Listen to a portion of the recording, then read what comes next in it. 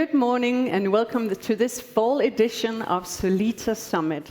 This time on a topic that could potentially make a bear ride a bike while eating cake. Generative AI is taking the world by storm.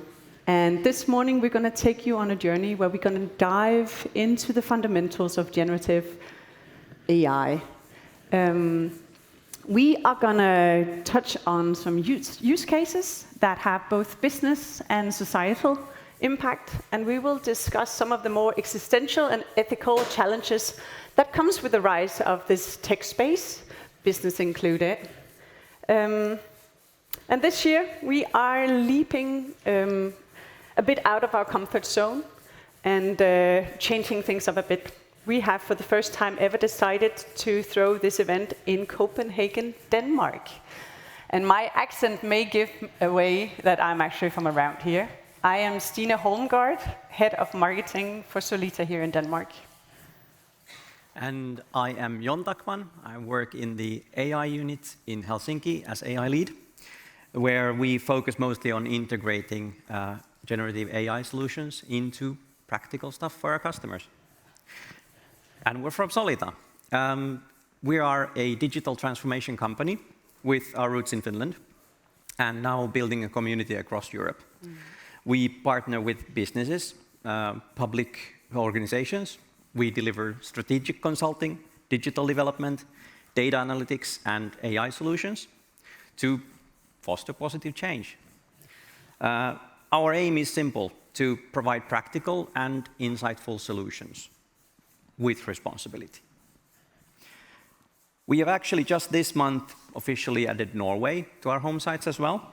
And we are now working from Denmark, Sweden, Belgium, Germany, Estonia, and Norway.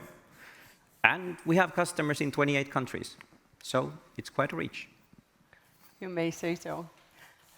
Before giving the stage to this morning's first speaker, we would like to acknowledge all you guys out there, because we have hit a rocking 1,400 registrants for this event today. We are equally in awe, but also very much aware that we need to make this one for the books, right? True. So without further ado, let's kick this off. Yeah. And today we'll be taking the topic of generative AI beyond the hype, as the topic says. Now, we don't really lack invites to events regarding Gen AI today. And at the same time, there's so much going on. So it's almost like you lose your breath trying to keep up with whatever's going on. There's a new model and a new tool and whatever else coming up all the time. It's evolving rapidly. And there's new benchmarks almost every day, like, oh, now we have text, and now we have pictures, and now we have everything else, and what to do with. But beyond this constant evolution, it's really, really important to understand the implications. What does this mean for business? What does this mean for the future of our workplaces? What does it mean for societal structures? There's so many different aspects that it goes into it all. And so what should we make out of it? Now, I've prepared a little speech here. Now, it's pivotal, especially in a field as dynamic as generative AI, to always go with a use case first perspective. Now, it's not about deploying technology just because of technology. It's about finding those genuine issues that need solving and then figuring out the best possible way to solve that using the tools that you have at hand. At Solita, we don't start AI in the lab. We begin with finding the problem in need of a solution. Once we have the problem that needs the solution, then we start backtracking and figuring out how do we solve this, and is it with AI or some other tool. And always try to bring about a positive change in society or in the way that we do business. And of course, we can't ignore that training AIs, and when discussing these, efficiency, particularly environmental efficiency, is hugely important. It takes a boatload of energy to train modern AI models and to infer them and to use them. And we need to figure out how to do that. So we challenge ourselves to select the correct models, the correct use cases, and the correct implementation that doesn't waste resources. And it's not just about the sophistication of the technology either. It's also about the mindfulness of the application and the broader impact to the rest of the world. Now, then going past, even when you consider the practical stuff and you consider the efficiency stuff, then you come into the really important part. Now, the ethics behind thinking about what we can do with AI. So as we venture further into what AI can do or what we should do with it, we need to figure out a good way of framing this in an ethical framework. Now, it's a necessary measure to get AI that is sustainable, responsible, and in the service of good. And in this rapidly evolving landscape, our ethical compass guides not only what we create, but how we implement it, and protecting societal values and individual rights. So, with this kind of a reflection on practical application, efficiency, and ethics, now this isn't a side note, it's central to how we at Solita do this, and how we envision the future of generative AI. It's not just about leading in technology, but leading with responsibility, purpose, and foresight. Now, these are the questions that people like me at Solita are ready to talk about for hours and hours every day. Yeah. Don't worry, today we'll much rather give stage to some of the brightest minds that we know of in this field, ranging from a renowned Google champion to fierce practitioners from Kela and Lederne, and have them share their insights and experience with Gen AI from a place of strategic and operational experience with proof of concept that's rock solid and even profitable. It's good to hear that you are fired up, John, but I think we should introduce the speakers now. Yeah. And I'm going to stick to my cue cards here because this is quite a mouthful. First up, generative AI, transform to win or be consumed. That is going to be presented by Ted Schönbeck, Nordic CTO of Google.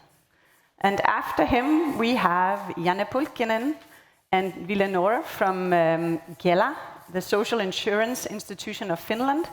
They will present on the topic of unveiling the impact, future social innovations from phenomena to practices. Quite a tongue twister.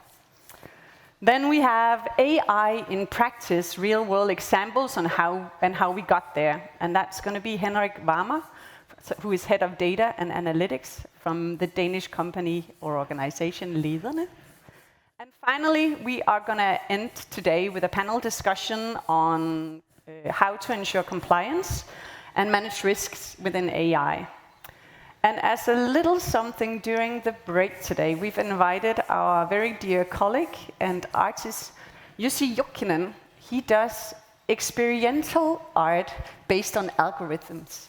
So basically, algorithmical art drawn with a pen plotter. I never heard of that before, but I'm pretty excited to see what comes out of it later. So stay tuned during the break if you're curious. And I think with that said, we are ready to invite the first speaker to the stage. Yep. Yeah. And during the presentations today, you will have the opportunity to ask questions from the speakers. This should be done in the chat, and we'll take those into a brief Q&A after each presentation. Now, without further ado, here's today's first speaker, none other than Google's Nordic CTO, Ted Schönbeck, on the topic of generative AI, transform to win or be consumed.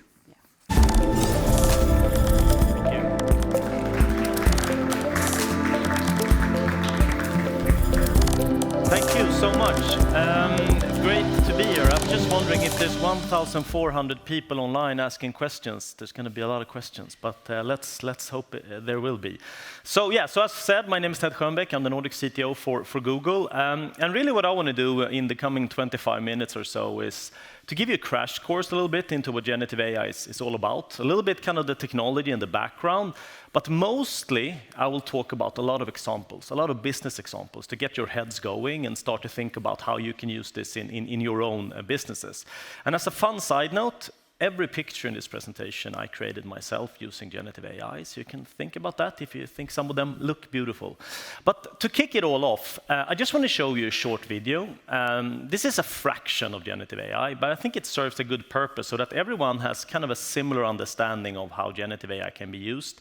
And in this specific video, we're showcasing what it would mean from a day-to-day collaborative perspective. So if we kick off the video.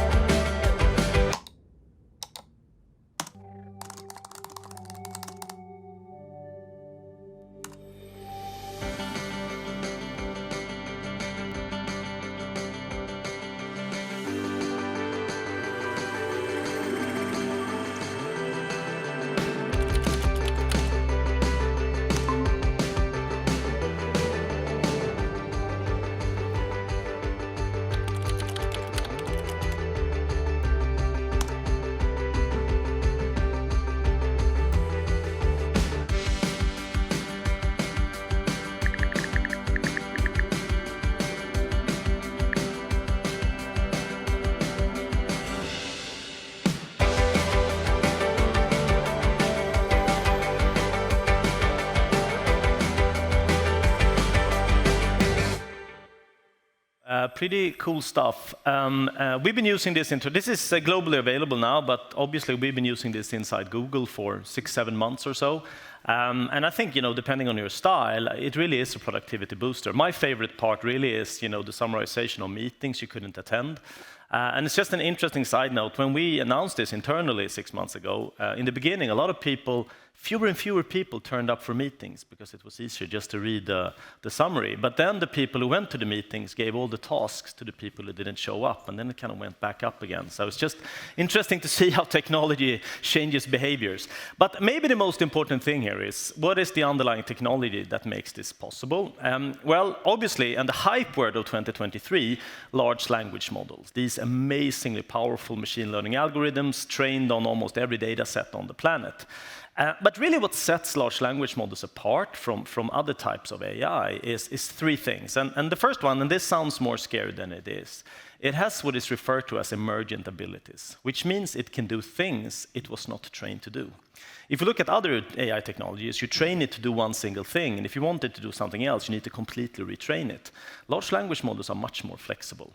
But more importantly, they have an amazing ability to understand human language, so it's a lot easier for us to interact with them. You don't need to be a mathematician or a programmer to use them. But maybe the most important thing, the ability to analyze data, to find the patterns in huge data sets and truly understand data. And when you combine these three, you get a magic potion for building transformative solutions. Now, before we dive into some of the solutions, a short history of large language models. So back in 2017, Google created the first one called the Transformer architecture, which Google open sourced. And today, every large language model is built on Google Transformer. It's the T in ChatGPT. It's built on that architecture. Since then, Google has done a lot of advancement in this, and today we use large language models in Google Search, in our cloud products, in many other products. But a central part for us around this is responsibility and ethicalness. Constantly asking ourselves, are we using this? Are we implementing this in the right way? Is it safe? Is it secure? Is it social beneficiary? Is it unbiased? Is it scientific and accurate? That's a super important part in everything we do around generative AI. Not just in our services, but also in the tools we provide to you, so that when you use this technology, you can make sure you are doing it in a responsible way. So if large language models have been around for years, what's the big hype? Well, obviously the big hype is generative AI powered by large language models. And quite often when I'm out talking about this, there's always someone, afterwards comes up to me and says, Ted, take it easy, it's just a chatbot. It's not, okay? I turned 50 years old 1 month ago. I know this will be the biggest technology shift of my lifetime. This will change industries, businesses, and societies. It will transform the way you build and run and scale products, how you interact and serve customers, how we teach, how we learn. Within just a few years, this will be a central part of every business process. So getting it right is going to be very important. So what is it then?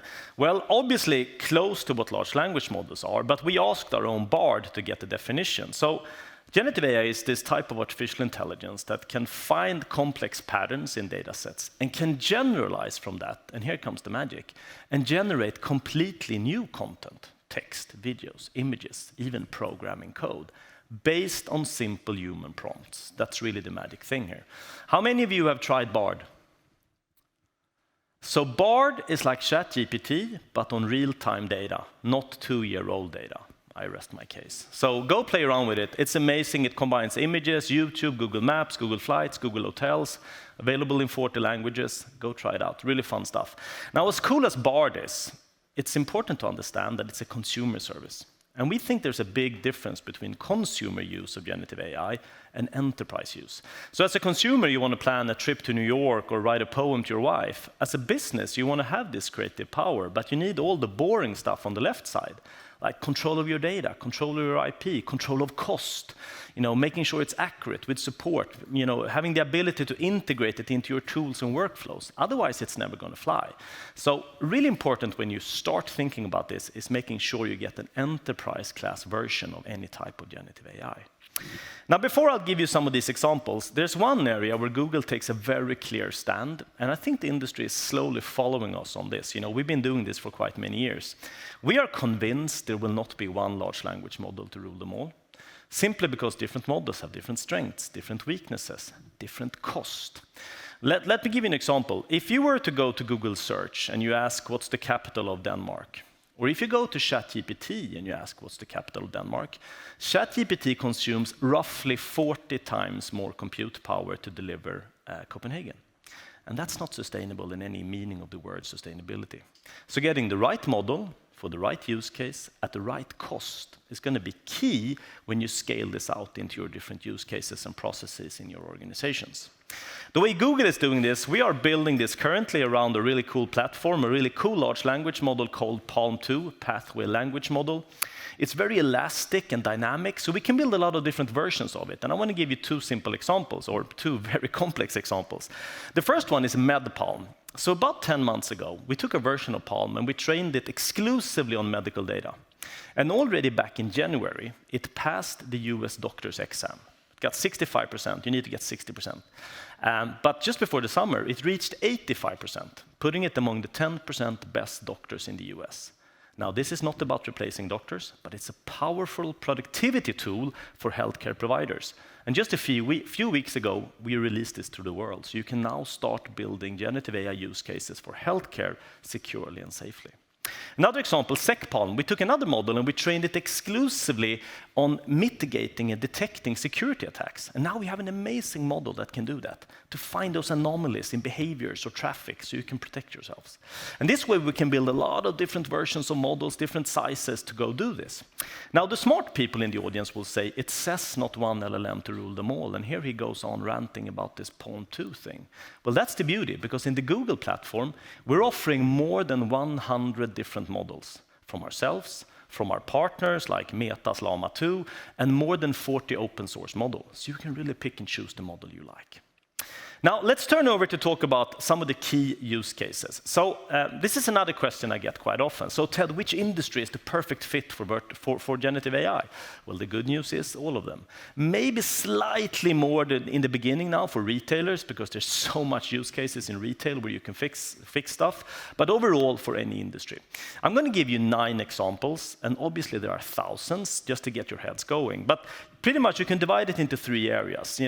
About how this changes your day-to-day job, empowering your organization, about developer excellence. This is a huge thing. And the last part, next generation type of chatbots. And we should actually come up with a new name for chatbots because everyone hates chatbots. These chatbots are so much better, so we should come up with a new name. But let's start with empower your organization. I'm going to give you a few examples here. The first example, any organization these days have a huge amount of data that you're trying to use and understand. And you probably bought some kind of BI tool and you're trying to create dashboards that everyone hates, trying to kind of surface insights out of this. And it's hard, right? But with generative AI, we completely transform the way you interact with data because you now interact with natural language. You talk to your data. Imagining you're a sales manager and you're preparing for a review. You just talk to the data.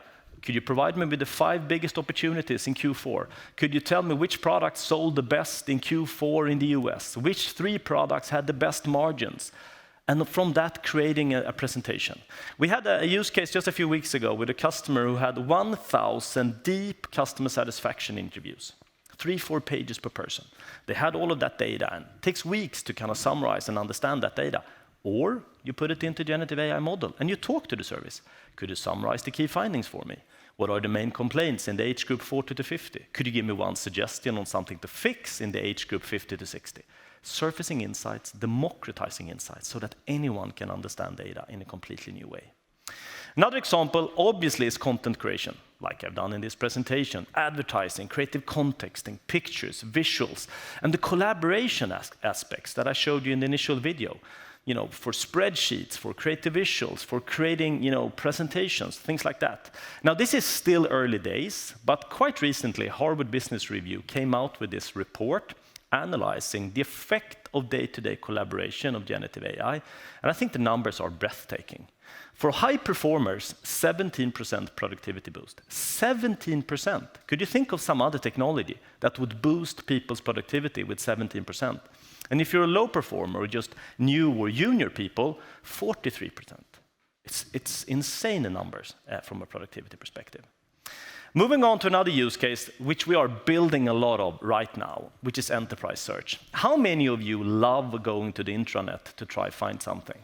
You know, you get goosebumps in the morning if you know you have to go to the intranet, right? That's how bad it is. You search for something, you get 200 slides or documents, and you need to check those documents. Imagining instead going to the intranet, and there's a chatbot there who read through the entire intranet and knows it by heart. And when you ask a question, it answers the question.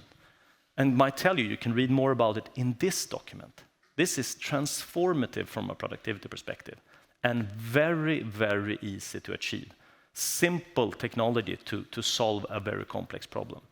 Last example, contract and legal negotiations. Simply put, large language models are built to make complex text understandable, which is kind of what lawyers do. So they are amazingly well equipped to help you build better contracts, understand contracts, what's the weakness in this contract, what's the liability in this contract, understanding RFPs. Should we bid on this RFP or not? Well, we won these 20, we lost these 20. Based on that, the AI can answer, yes, we should, or we shouldn't, or these are the weaknesses, these are the strengths. This is an amazing technology for help people work with complex contractual legal texts. Moving over to developer excellence, which I think is the one where we've seen the first early stage success stories already. You know, being a developer these days is difficult. You know, bringing new software, new applications to market fast without security breaches. You know, one of the most common attack vectors for any hacker is exploiting vulnerabilities in code. That's the easiest way to attack you. So, and there you are as a developer, you know, new features faster, at the same time secure, hard stuff to do. And actually turns out that the average developer spends, you know, between 30 minutes to an hour every day trying to solve a complex problem in coding. And since the pandemic, most of them are not sitting in the same room anymore. We're hiring developers from across the planet. So you have these silos of getting help. Imagining having a super smart developer sitting on your shoulder as you're writing your code. Help you write your code.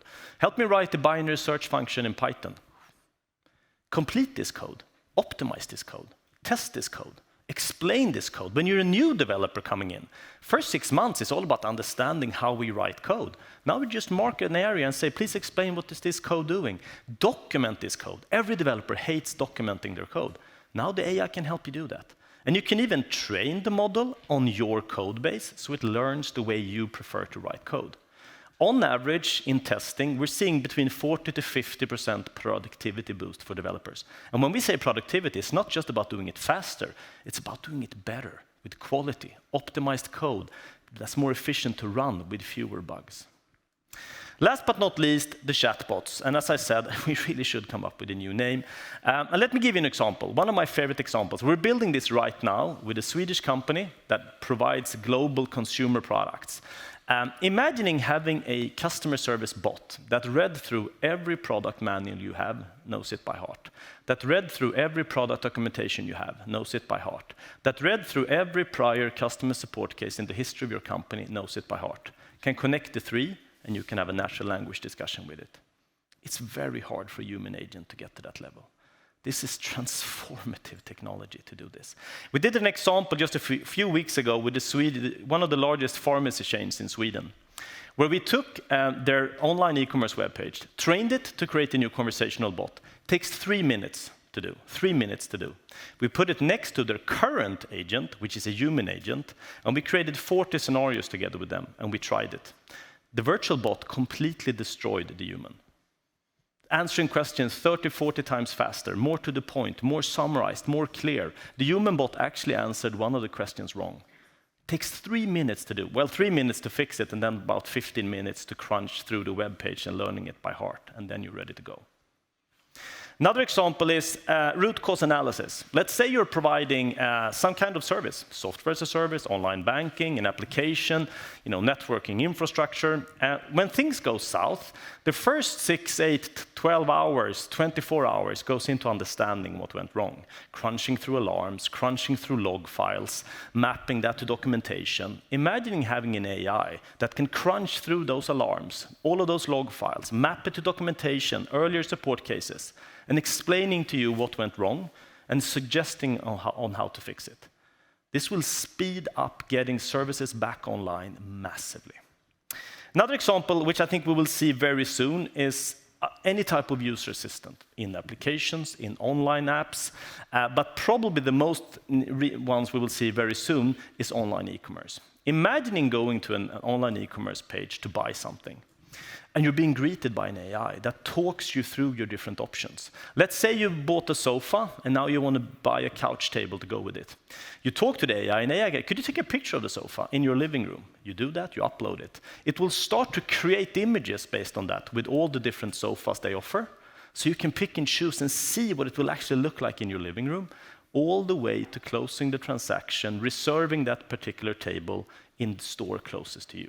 This will be a better experience than going to physical stores. Last example, offline assistance. Now, offline for a few different reasons. One of the reasons is maybe for compliance, but probably more the fact that if the internet goes down, you still want this to work. This is the starting point for the science fiction dream of talking to your machines, building this into machines. We are working with car manufacturers, white good manufacturers, building these assistants. Imagining in your washing machine, you throw your clothes into the washing machine, you close the door, and you talk to the machine. Mixed colors, not very dirty, would be great if you're done in 40 minutes, and off it goes. Talking to your car, could you do this? I'm trying to find in the menus, I can't find it. Talk to it. Could you reserve a service for me? I need to switch my tires. Talking to machines, it's happening right now. Now, you could do all of these use cases with one huge, amazing large language model, and it would work beautifully. It would be expensive, and you would spend a lot of carbon footprint for no use. So finding the right models for these use cases is important. Now, as I said, with Palm 2, we're offering a lot of models, but with Palm 2, specifically for our customers, we built 4 different sizes: pre-built, pre-trained, pre-optimized. The smallest one, called Gecko, is 1/5,000th the size of GPT-4, 1/5,000. But it's amazing at solving isolated problems. It's so small you can run it offline. If you're building a chatbot based on 12 PDFs for HR, Gecko will do that amazingly well. You don't need a large language model that can write a master thesis, 300 pages, about the future of fusion power if you're solving a small problem. And then we walk our way up the otter, bison, all the way up to unicorn when you need that huge model for making true actual magic. The way we're bringing this to our customers then is in two ways, really. One way is really we want to democratize AI. So one way is for all of the users. We call this Duet. This is available in Workspace, as I showed you in the video, but also available inside Google Cloud. So any user of Google Cloud now have this super powerful context-aware assistant sitting on their shoulder. Like a cybersecurity pro helping you secure your applications, a data analytics pro helping you surface insights and writing SQL code, or an SRE engineer helping you build more available applications. Or in Vertex AI, which is for the builders. This is where we bring all of our stuff together in one platform for you to build generative AI solutions. And a central part of Vertex AI is something we call Model Garden. That's where we provide more than 100 different models for people to pick and choose and play around with. Now, we're getting close to the end here. Another area where Google really takes a clear stand from a strategic perspective is around, we think this technology is so transformative, you shouldn't just consume it. You should make sure you innovate with it, right? And if you look at a lot of the offerings out there today, it looks a little bit like this. You have this one single black box large language model that you're consuming from, and it's working really, really well. The problem is the innovation happens somewhere else. Our view really is that we want to bring you in to innovate together with us. We call this open shared innovation, and it starts with Model Garden, more than 100 models. And you can pick any of those models, and you can retrain it on your data. And out comes what we call an adapter model. Now, that model is yours. No one else in the world has that model. That's your unique differentiator, your intellectual property that you can use inside your platforms or surface as APIs and sell. And all of a sudden, you're innovating with this technology instead of just consuming it. Now, to summarize a little bit, for us, enterprise generative AI and successful implementation of generative AI comes down to a few important aspects. Choice, having a breadth of models to pick and choose from. You know, large language models come and go, platforms remain. So don't bet on the large language model, bet on the platform. I get this question all the time. So Ted, which model will be the best 6 months from now? I have no clue. I know it's not Palm 2. I know it's not GPT-4. Maybe this amazing model coming out of Google called Gemini, probably something from the open source world. Doesn't matter, because you're not betting on a model, you're betting on a platform. A platform that's integrated into the entire infrastructure, that's secure and compliant, that will continuously offer you innovation with new models coming out, running on top of an infrastructure that's scalable and sustainable. And I think we will talk more about sustainability in the panel. So, to summarize a little bit, this is probably the biggest technology shift in the history of your companies. Don't fear it, embrace it and get it right. Start testing it, start playing around it. Yes, you will run into use cases where this doesn't make sense, but I promise you, you will run into so many use cases where you will be amazed. We have a lot of different workshops to help you get started. We have a lot of content online. On YouTube, go to YouTube, search Google Cloud Generative AI, and there's 60, 70 videos showcasing a lot of cool different use cases. But most importantly, we put together 10 free generative AI trainings from very high level all the way down to hands-on stuff if you want to get started. So start playing around with this technology as soon as you possibly can. Thank you.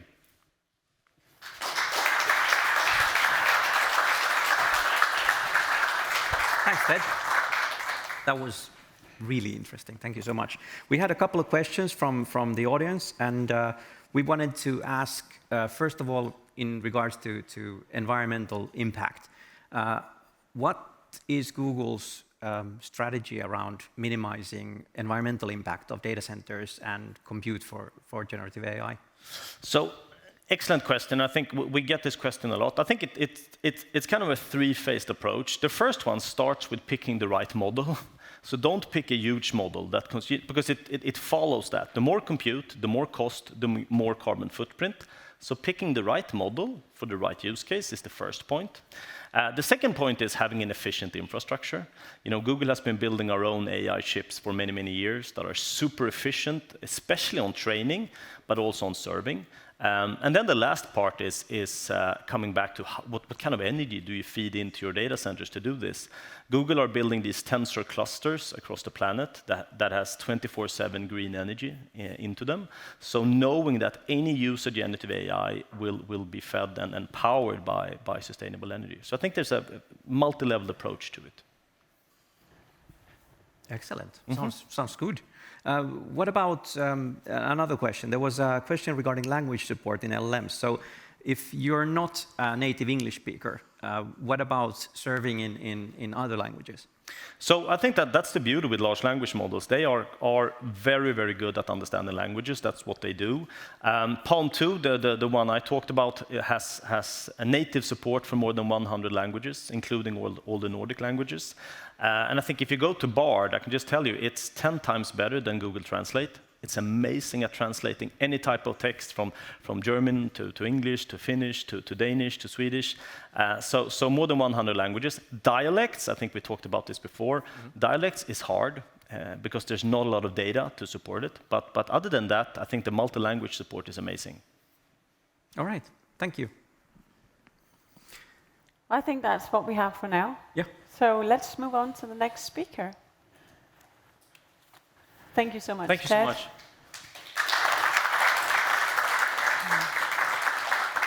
Moving on, next up, it's time for our Finnish duo from the Social Insurance Institution of Finland, also named Kela. These two gentlemen will present on the topic of, hold on to your caps, hats, and headbands now, unveiling the impact future social innovations from phenomena to practices. Please welcome Chief Innovation Officer Janne Pulkkinen and Head of Innovation and Growth, Ville Noor.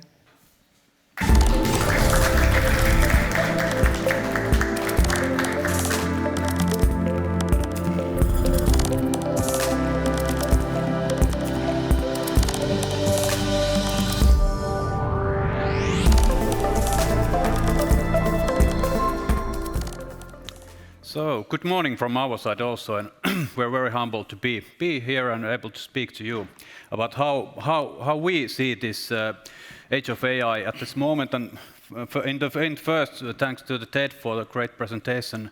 I think we all agree that we could use AI for everywhere. If we look around us, we could see this room full of examples and use cases where we could use AI. But our perspective and our story, what we are going to tell you today, is about how we make the decisions. And of course, nobody knows what are the correct decisions, but there are a lot of possibilities how you're able to have enough data to create those kind of, at least the best possible selections for the future. But maybe a couple of words about Kela in the beginning.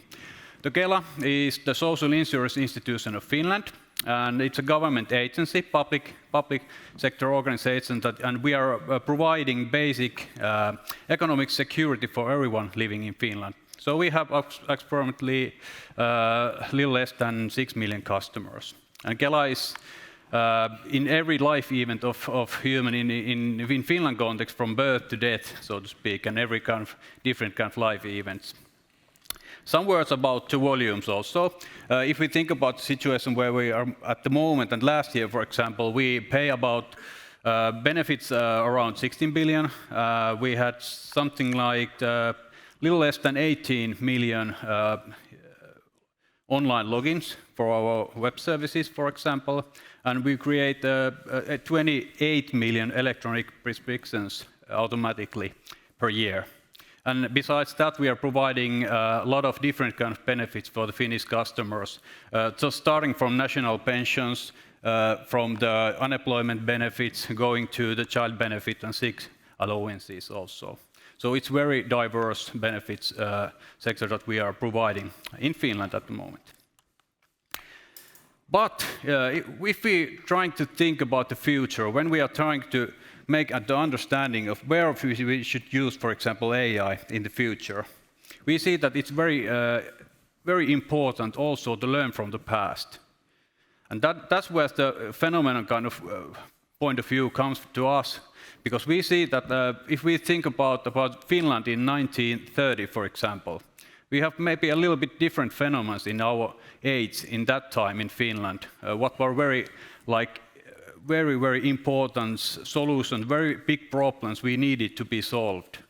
And if we watch from this presentation, for example, the infant mortality rates were very high in Finland, and it was a very big problem at the time. We didn't have enough clean clothes for the children. We even didn't have beds. And of course, the health issues were also a very big problem at the time in Finland. And why we are talking about the phenomenon and those years in Finland at that time related to this time that we are here at the moment, it comes from that we see that there's a lot of problems needed to be solved at that time. The solution, and one part of the solution at that time was these maturity packages, because we had those problems needed to be addressed.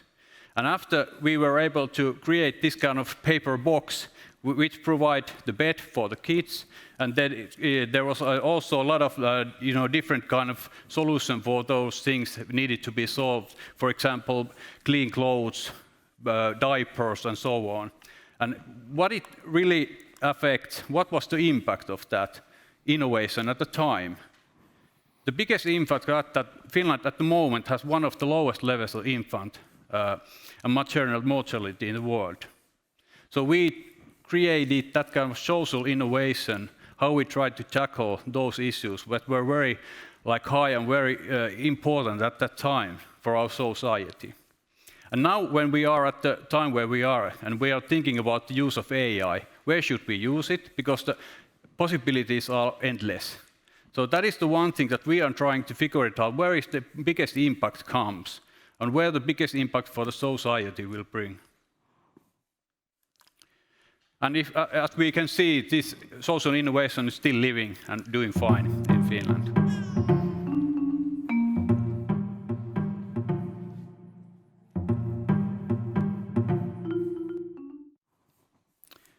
And then we are coming to the situation where we have these phenomena that are very important at this moment of time, that where we are at the moment. And what those phenomena worth of solving today? I think in every country we have different phenomena that are more in highly demand than others, but I think we can agree with at least three at the top of this presentation. We have the problem of aging population, we have this climate crisis, and then we have the big, huge problem, at least in Finland, the mental health problems. And as I assume that same phenomenon is very important in Denmark also. So that is the one thing that how we are trying to figure it out, where to use AI for good. And how we do it is we are combining foresight, that we are understanding the hidden signals from our society, and then we use innovation to tackle those and deep dive into those phenomena. And that is the one way how we're trying to figure it out, where we could use AI when the possibilities are great. And I think my colleague Ville will now tell a little bit deeper about how we are really doing it. Thank you, Janne. I will now continue about phenomenon's impact, where we're going, what we focus on, and why. And maybe the first thing, what we need to think about, what is important, what are the criteria, what we need to take into account when we are talking about the phenomena, what really matters. We need to understand human centricity, how it is meaningful for real citizens, real peoples, how their living is coming in the better way because we are selecting and we are focusing on the things what affects. Strategic relevance, not only in that way that what is our strategy, what is our role today, we need to also understanding where we need to go, what we need to more even challenge in our current thinking about how we affect to the society. Urgency. What is the cost if we are not doing anything? What is maybe the end results, where we are ending up, how the problems may start getting bigger and bigger? These need to be taken into account. Complexity of ecosystems. We cannot do things just by ourselves. We need to understand with whom and how to handle and how to go forward.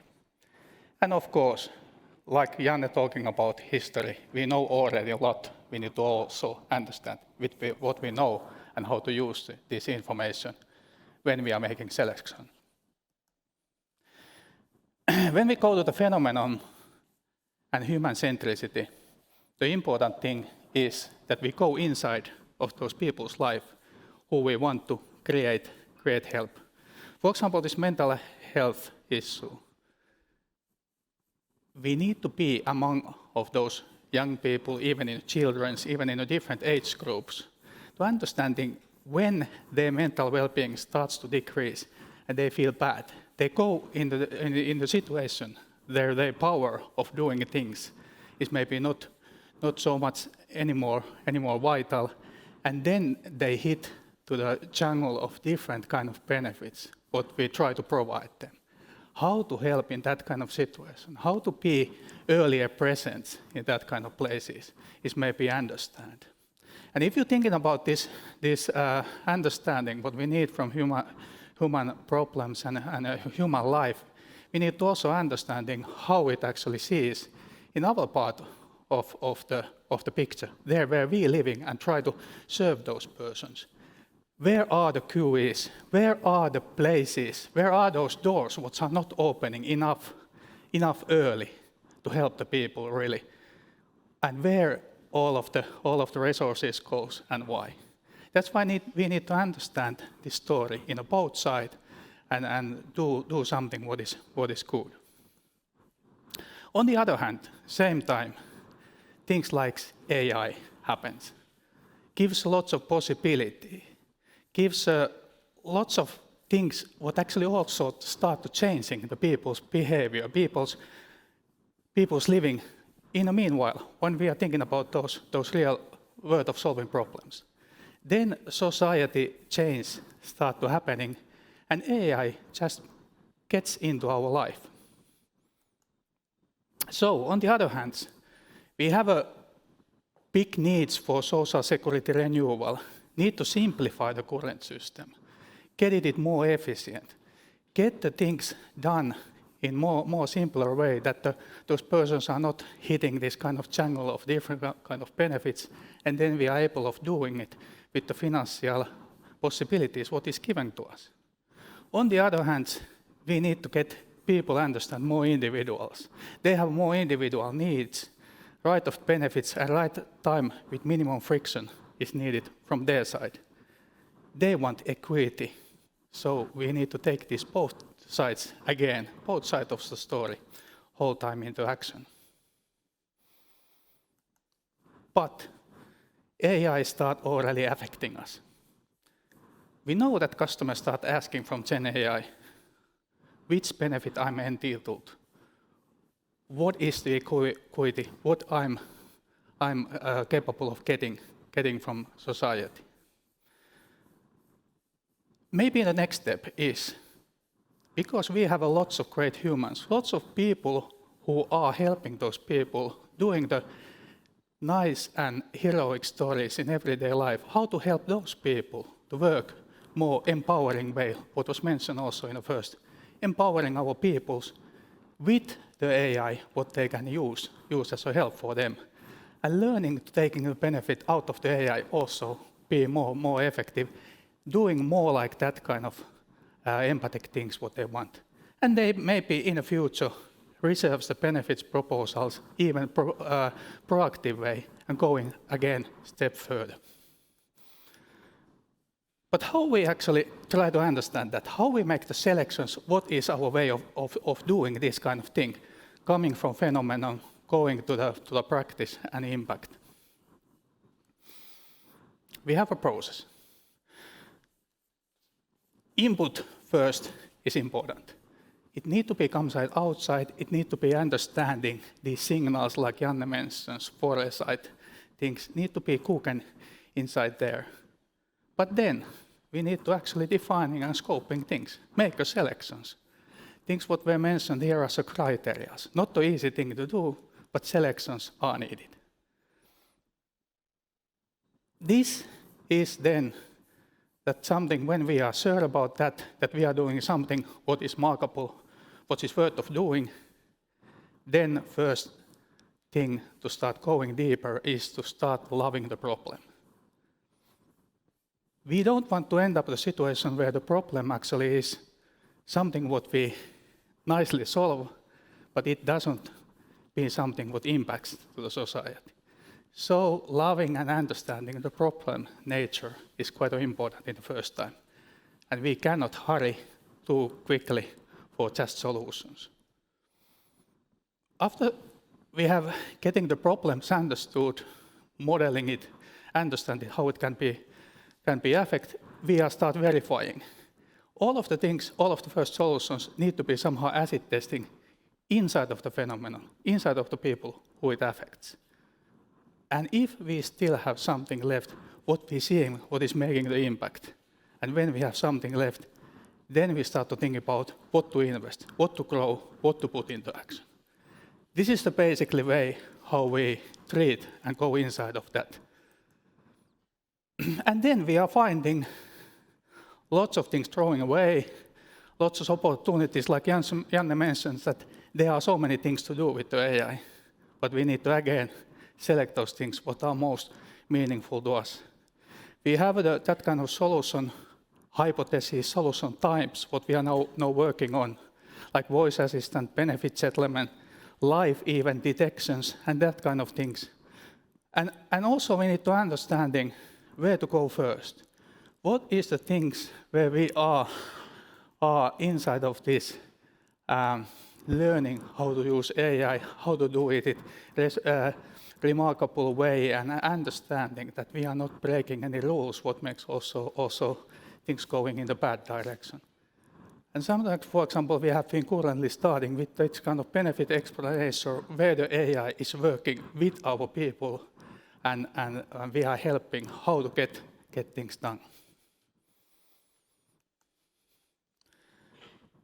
But getting things really happening and being honest to ourselves when we are doing that things, we need to whole time understanding in all of the phases how the impact is having. And we don't need to do things so that we are doing things, putting those into action, and then understanding what is the impact. We need to understand it meanwhile the processes. When we know the problem, we need to understanding and calculating and modeling what is the problem value. When we are verifying, we need to calculating what are the possibilities, what are those solutions, what are the value of the solutions. Again, we need modeling and understanding and continuous work. And then we select things to invest. We need to understanding how the opportunities are utilized, how they can be scaled and grown.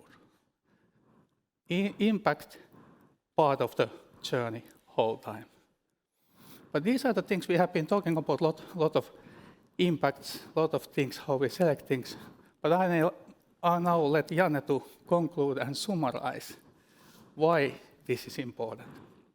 Yes, thank you, Ville. We started from the history and those basic needs what we had at the time. And when we are looking for the future and for the impact that we want to do, if we think about the future for ourselves and our kids, and the possibilities and also the risks related to AI. If we think about that, we challenge you to think about that where should we put our focus? Of course, we understand that there's a lot of possibilities from the business point of view, but there's always the human factor. And from human factor, there comes also those business possibilities after that. And from our findings, for example, the opportunities with what we have been finding out. And for example, this mental health issues regarding the youth people, for example, this is so huge problem. And what if, and we have some proofs about that it could be possible. What if we use AI for that we are able to prevent those mental health issues? From the person point of view, it's very big thing for those young people also, but still there's also those economic possibilities after that. If we think about in Finland, for example, if we could help 5,000 young people, those are really already in our channels. As we stated, we have something like 80 million online logins per year. What if we are able to support those 5,000 young people in proactive way, that they won't have those long-term mental health issues? The cost benefits for the society will be something like 6 billion from the 5,000 kids. And then there's another values that are more important than those. numbers, but the numbers are still pretty huge. So we want to end our presentation for this, and we invite you to create and trying to understand these possibilities of AI together to bring the better society for all of us. Thank you very much.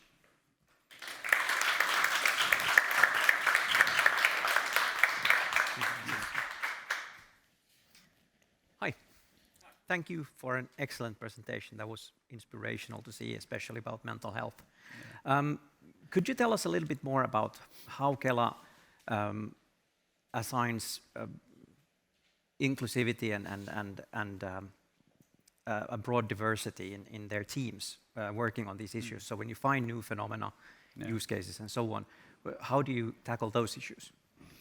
If you really want to start from Yeah, maybe that's actually excellent question in many ways. We need diversity in many ways. We need to skillful people working continuously together. Diversity in different kind of phases, how we see the problems and see the solutions whole time. On the other hand, we need to also have the places, what are the possibilities for values like sustainability, viability, feedback. We need diversity in that level. And we need different kind of persons. But on the other hand, the one thing as well is that when we have the phenomena and things what we have been selecting, we need to welcome people who are interested about solving those issues, who feel their own heart that these are worth of doing things, to let them giving their things to us. So diversity is quite a big part of this work whole time, and hopefully there's something what takes us further as well. Yeah, and the diversity goes beyond our organization, of course, that we collaborate and do cooperation with a lot of different actors, and that is the only way to, trying to at least solve in some way these kind of big phenomena in our society. And I think that actually bridges to the question that I have for you. Because in your innovation process, you had the inputs first, and you stated that you're constantly searching for new ways of getting input. I would like to hear what kind of new ways are you currently diving into? Ville can start also. Yeah, the one thing, of course, that we are whole time developing all of the things what we are doing. Like things like foresight thing, how to do it, how to do it more widely, who to do it, when and what things to pick up, and how to actually do it constantly, and which kind of cycle and so on. That I think so that these are the things what need to be constantly developing and learn through doing that. But on the other hand, also be innovative, how to go inside of the society, how to go inside of those people living. For example, youth people, think about where they are, what are the natural, their way to communicate, can you be part of there, can you listen there, and that kind of things. Yeah, and you have to, for example, in the youth case, you have to go there where the youth people are, not trying to understand that, or that they will come to you. And then another thing is regarding that, for example, the foresight point of view. We see that combining foresight and innovation and strategy is very important for us. And why we do that is that, for example, so we are creating every day trying to figure it out new ways to how we are able to get that hidden signals from everywhere, from our society, from our workers, from our customers. And that is an ongoing process, and I don't know how we ever going to be in the final state of that. But we have to do like we learn, like we like to try. Continuous development in all of the phases, of course, is needed. Yes. I think that's what we have time for now. Thank you so much, Jan and Ville. Thank you.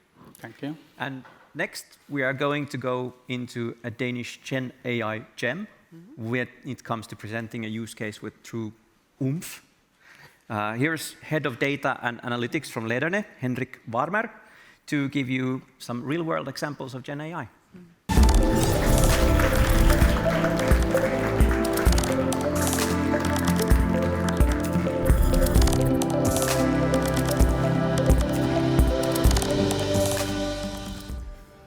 Thank you. So glad to be here today to talk about what I think is a very exciting topic. This talk is titled AI in Practice, and what I'm going to do in this talk is provide you with two very concrete examples. I'm going to share with you production screenshots from 2 AI use cases that we've implemented in Lederne. But before we get into the exciting stuff, I'm going to share a bit of context, because I think before we discuss these very concrete use cases, you need to understand something, a little bit about context, who we are at Lederne and what we do, because otherwise these use cases will not make a whole lot of sense to you. So we are Denmark's largest professional organization for directors, managers, trusted employees.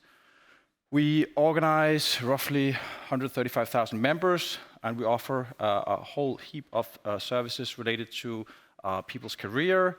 We offer education, inspiration, network. We also have the unemployment insurance fund. We also offer private insurance products. So that's the commercial side. And then the last bullet I will spend some time on, because we have a dedicated team of experts that will provide personalized support to members all throughout their career. So this can be anything from any sort of career perspective you might have. Maybe you got a new contract, you got a new employment contract, you want that reviewed. Maybe you just want some career advice, and we can provide that to you. So that's the context. Bear that in mind when you see the use cases. And me, I'm head of data analytics at Lederne. I've been with Lederne for 3 years, and data and analytics has been sort of started 3 years ago and has been on a journey since then. And we've really focused on bringing about real value using AI. So these AI and data products that I'm going to share, I'm really going to focus on how they create value in organization, and you're going to see that when you see the examples in a second. And the first use case I'm going to touch on is employment contract review with AI. So this is the scenario where you as a member, this is a key membership service that we offer, very popular. So when people get a new employment contract, they're hired at a new location. They can send it in for review, and one of our legal experts will call you up and say, this is everything you need to know about your new contract. Be aware of this and that, and so on. And just to highlight the existing business process, it's like this. A member sends in their employment contract for review. The contract ends up in our CRM system, and one of our legal consultants will call the member at a scheduled time, and they will provide feedback over the phone on their specific employment contract, everything they need to know about that contract. And this is where the first use case for AI lives. So it's not directly it's not something that the member sees, but it's something that the legal consultant sees. So the next slide, I'm going to show you the actual model, a screenshot of what the legal consultant will see before calling a member and providing them with a contract review service. So just bear in mind that this is a decision support tool for those people. It's not directly member facing, so the member won't really notice the model, but the legal consultants will. And this is what it looks like. So this is when a caseworker logs into the CRM system and prepares to call a member and give feedback on a contract. Our AI model has already scanned the contract. And there's a lot going on in this, and I'm going to go step by step and show you everything it does. But basically, it's actually an older AI model. It's a BERT model, which thank you, Google, for open sourcing that. And it checks 54 legal terms in the contract. So first, the contract is OCR scanned, then it's fed into the model, and the model checks for all these terms that our legal team has deemed that they really would like to know if they are in the contract. So going step by step, in the first section, this is actually not AI. This is just which member are we talking about. This is just data.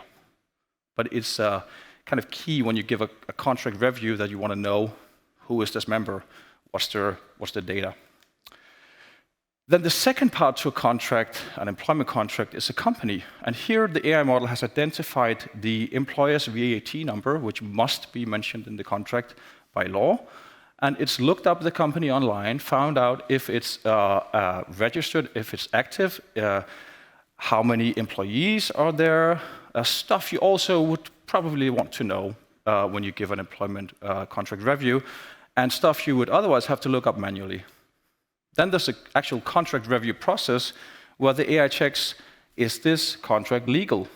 This sounds very advanced. I promise you it's not, because it's a simple check. In Denmark, there's a law that says what must be in a contract for it to be considered a contract. It's like 12 things. It's like there must be a start date and so on and so forth. And we can actually see from this example that this contract is not, strictly speaking, legal, because it's missing, this is in Danish, but I'm going to translate, it's missing a start date and a specific amount of working hours, which must be mentioned. It's not a huge problem, but it's just something you would like, again, to know when you give feedback to a member. Next thing it does is it's found every single thing that would be needed in order to look up in our own internal salary calculator, so it can give a salary estimate of what the hour. This is a whole other model, thinks that this member should be paid. So it's found the title, it's found the company, it's found the size of the company, the business it operates in, the geographical location, and it's fed all that data into our own internal API, which gives a salary estimate, and then they can use that to provide feedback to the member as well. Then we get to the actual contract review, where the AI model checks and highlights if it's found specific contract terms. This is a clickable HTML document, so that the caseworkers can click on links and it'll jump to the section that and highlight the section, so that they can verify for themselves that it's actually there. Then there's special checks. This is something that our legal team specifically asked, that if these terms are mentioned, then we really want to know. And then there's potential stuff that could be missing from the contract, or stuff that is not mentioned. They also want to know that. And in terms of impact, I promised you that we would talk business impact as well.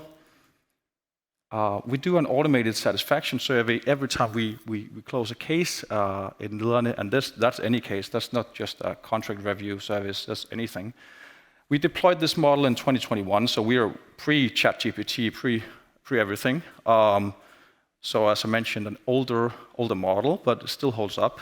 And as you can see, this is the amount of people who said they're very happy with the contract review as a service. And that line has never been above 70% pre this model. It's now never been below 80%.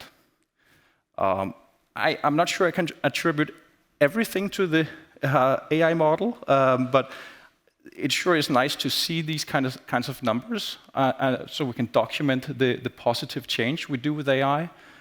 And it's not just numbers. We also have qualitative feedback. People write comments in these automated satisfaction surveys where we can see that they specifically mention stuff that this model enables or makes easier. For instance, salary negotiations, stuff that would otherwise, before this model, require a lot of clicks and manual sort of work for the consultants, and also take more time for preparation. Now, the production architecture, I'm not going to spend a whole lot of time on this slide. The point of this slide is basically to say, this is not just an effort that we do in data and analytics, and then we deploy this model and we never see it again. We actually closely collaborate with an in-house focus group, our legal team, and our caseworkers, and we constantly get feedback. This is also a model that the legal team themselves have trained. So they've actually trained this model, and they are also training it live in production. So if you see around where it says 4, the caseworker can actually alter the prediction if they deem it to be incorrect. So if they spot a mistake, they can actually punish the model, and that data is sent back to retraining, and the model hopefully improves next time and doesn't make the same mistake again. So that's our legal take AI.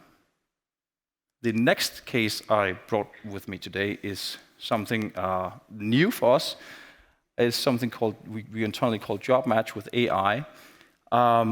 If you think about if you're unemployed and you're looking for a job, you can imagine sort of job listings everywhere, right? If you imagine these dots are job listings, there's a lot of jobs that may or may not be relevant to you. Typically, how your mental process works is that you map it on 2 axes. You say, I want a job that's somehow close to me, if it's not fully remote, and I would like a job that's relevant for me in terms of what I want and what my skills are. And we think that we can use generative AI, and we think we have proven that we can use generative AI to solve this problem for our members as well. Typically, you'll be interested in these jobs right around here, right? Close physical distance, close relevance, matches your skills. This is unfortunately not live yet, but I promise you it works. I can't show you an actual live demo, but this is, if you imagine the simple front end where you just give your basic information and you upload your resume, we can actually use AI to give you very, very good recommendations on specifically tailored to you, your physical distance, your skills, what you would like to achieve. And this is a real result from my resume uploaded to this model. So apparently this is my next job. And what's interesting is if you see the front end is in Danish, and we're a Danish company, so that makes sense. It actually answers in English. That's because we told it to answer in the same language that the resume is uploaded in. And you know, this is really the generative part of it, where it gives you a summary. It gives you, just a high-level summary of the job. You can also click the link, and you can jump straight to the job description. You can read it for yourself.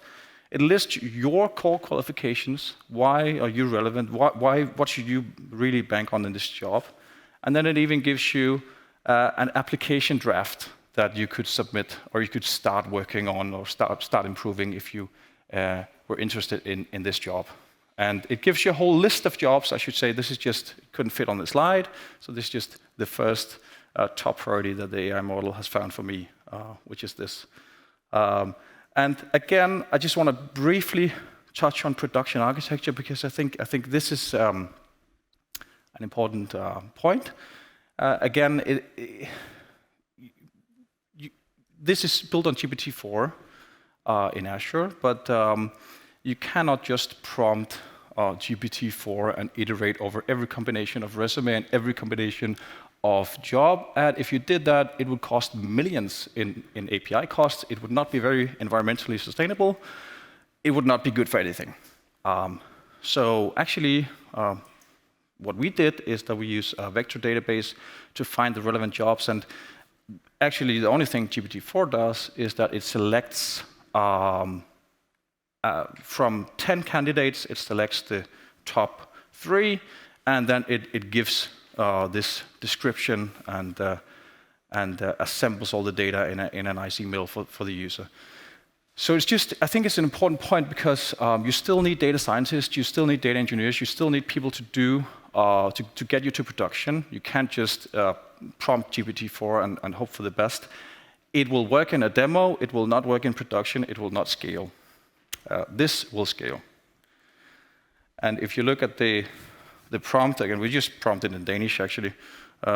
We give it a resume, a job title, and a job listing. We told it it's a professional assistant that must advise a person on finding their next job, and that it must also reply in the same language that the resume is uploaded in.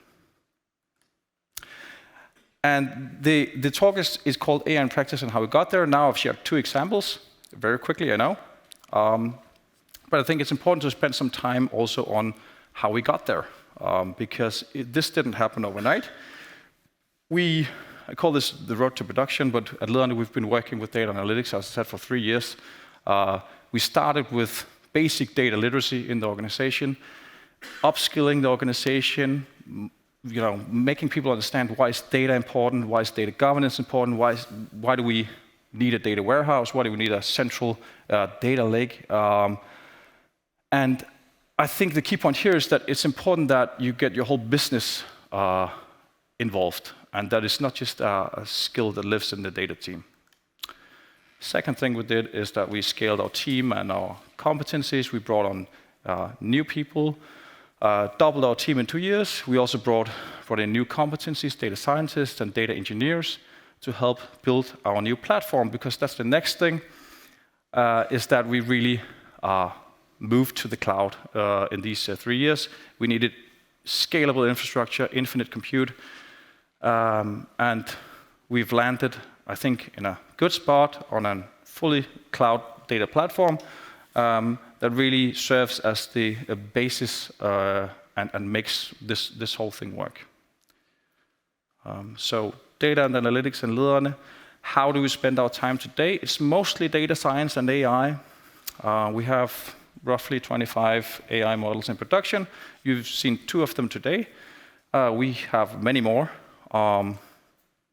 Data engineering is a really important subject. I think it's underrepresented in this debate about generative AI. It can't really be overstated how important data engineering is as a discipline in order to enable data science and AI to succeed.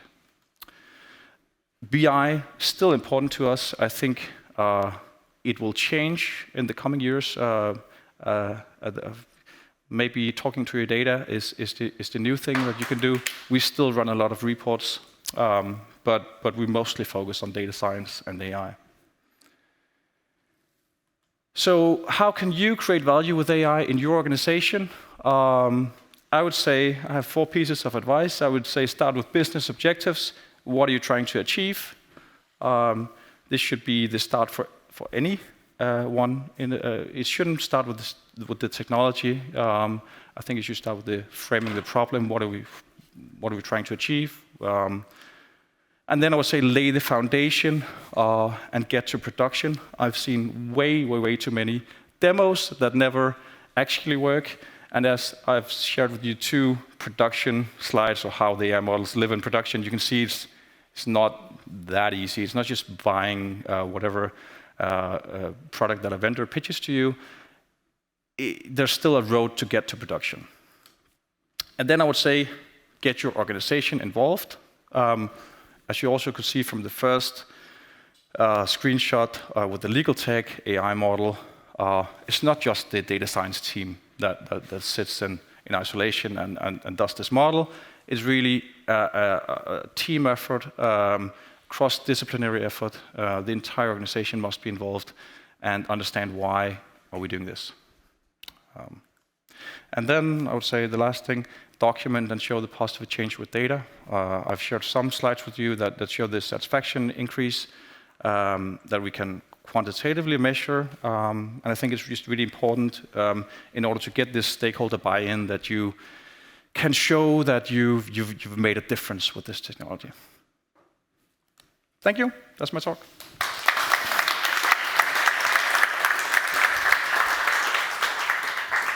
Thanks, Henrik. I find the concept fascinating of shoving all the data into the vector database and then getting it out again and popping out the best job listings for just you. It's incredible. But you mentioned earlier that you started off with an older model in 21 named BERT. And we talked actually earlier regarding the training amounts and so on that you had to do it. Could you tell us a little bit about how you went about the teaching of the model and how it would differ, for example, today? If you got to pick and choose today's tools, what would you go with now? And how would that look? Very interesting question. Yeah, the legal tech AI model that you saw, it was built with BERT, which is a smaller model, so it requires more hand-labeled data. we've provided 100,000 hand-labeled legal term sentences, actually. That's a lot of work. That's a lot of work. It's taken a lot of time to build that data up.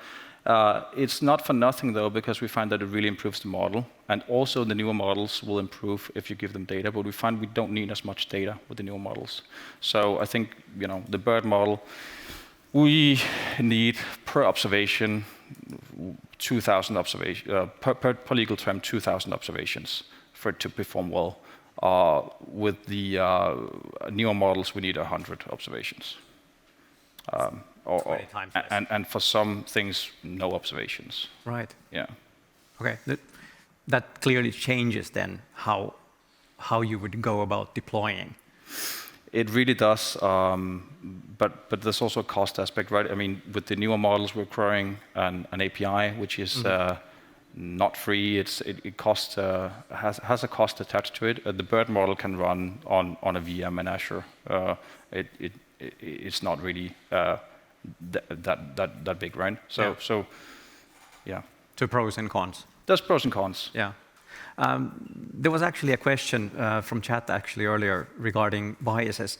Have you noticed or have you been able to measure any kind of bias in matching the job titles to applicants? So this is a new service. We are still testing it, but yes, there is. I mean, I'm not sure which specific bias is referred to, but I mean, I'd rather talk actually about the other model, the contract model, where we've spent more time working with that model, and we actually what's interesting is that I think yes, AI can be biased, but you can also use AI to identify biases that are systemic to our society. So one insight that our contract review model gives us is that we now know what's in a typical contract.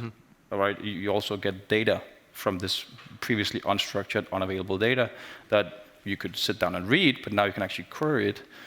So we have explored, can we use this AI to find systemic bias in contracts, perhaps age bias or other bias that we can identify, right? Are people being treated equally in contracts? I think it's an interesting concept that we're going to spend some time on in the coming years at Lederne, exploring more. Interesting. Did we have anything else? I think that's it for now. Yeah, thank you so much, Henrik. Thank you.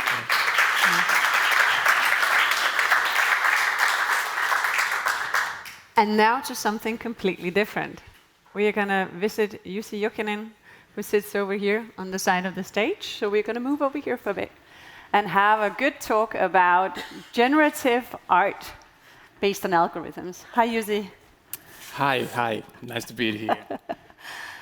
And I've never heard about this before, so I think we kind of need a quick explanation about what is it that you do?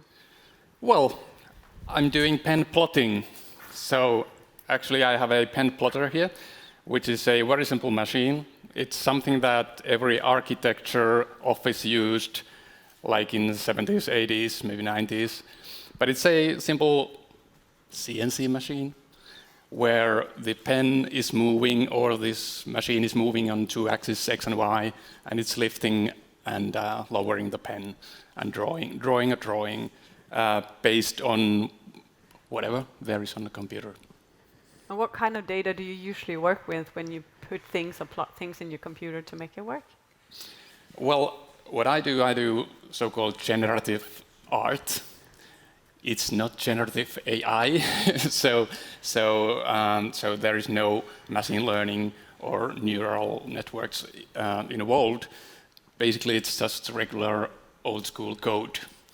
So I use algorithms to generate the image, which is then plotted. I could put it on just a second so we can see something on the screen as well. And how did you get into this?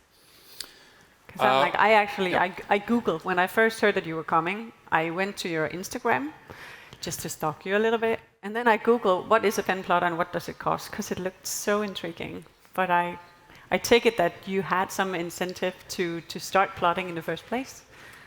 Yes, well, I started to play with code and art previously, like 5-7 years ago, and I wanted to make these pieces of art jump from the screen to physical reality.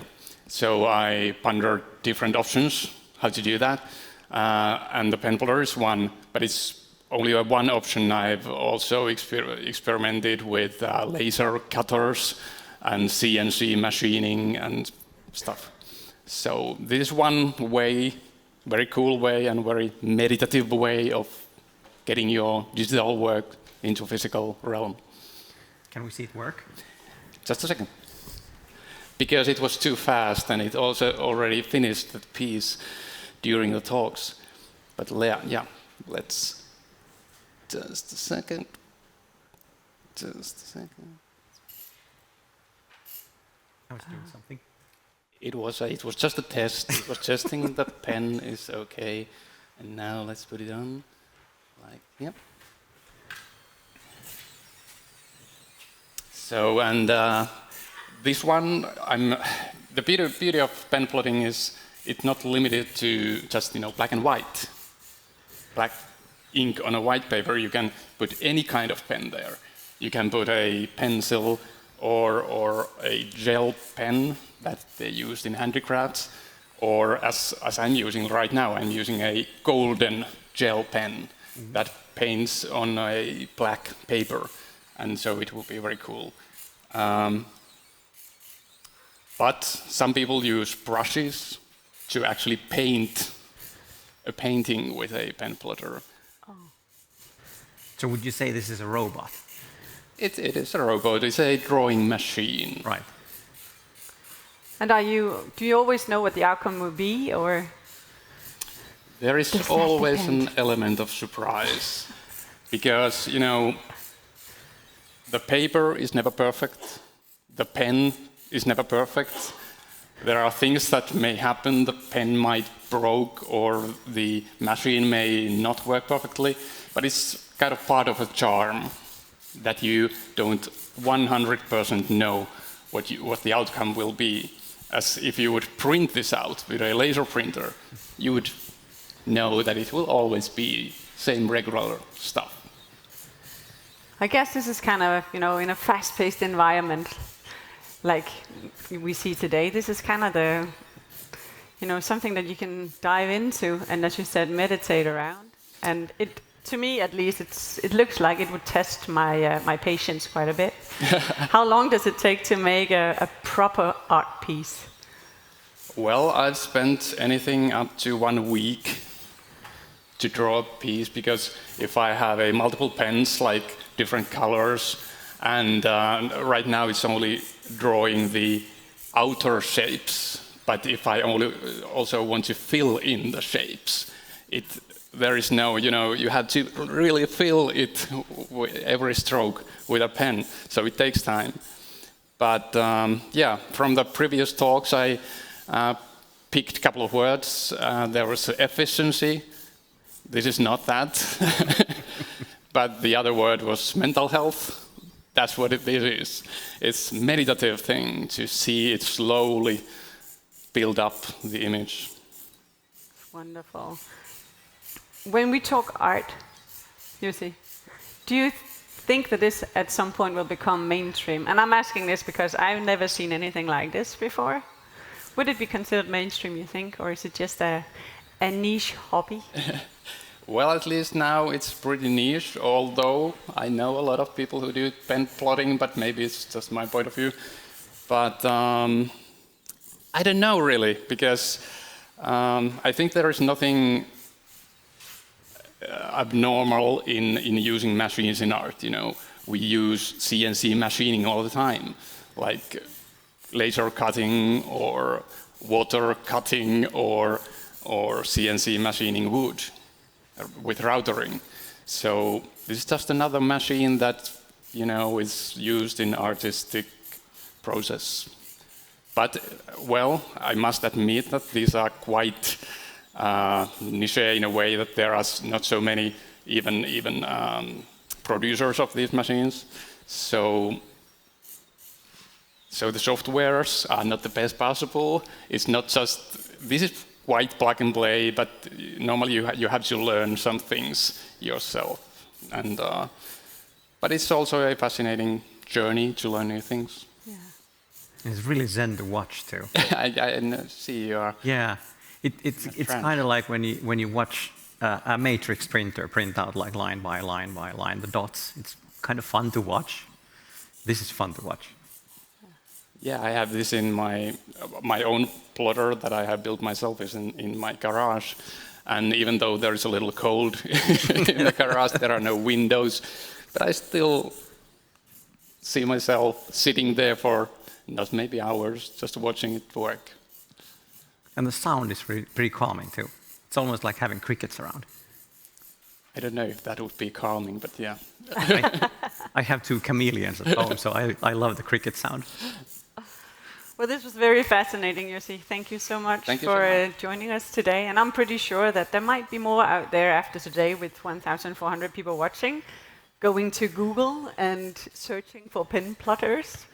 And hopefully we'll see some more pen plotting in the future from you as well. I think we will post your Instagram in the chat if anybody is curious, just to promote you a little. And thank a picture you so of much. the finished. Oh, yeah. Of course, we're going to show the end result, both what you're working on now and the one that finished a bit fast. Yes. And if anyone has questions after the show, please. Okay. Thank you so much. Thank you so much for being here. Thanks. Yeah.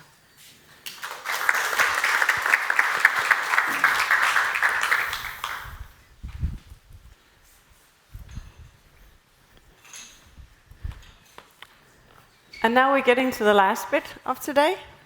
We are going to invite all our speakers on stage for the final panel discussion. Yep. We have Henrik, Ville, and Ted, as well as my colleague, Sanna Rauhala, who is a senior design anthropologist at Solita. And with her, for example, we wrote recently a very interesting blog that you can check out on the Solita page, mentioning synthetic users done through generative AI and how to use those. Yep.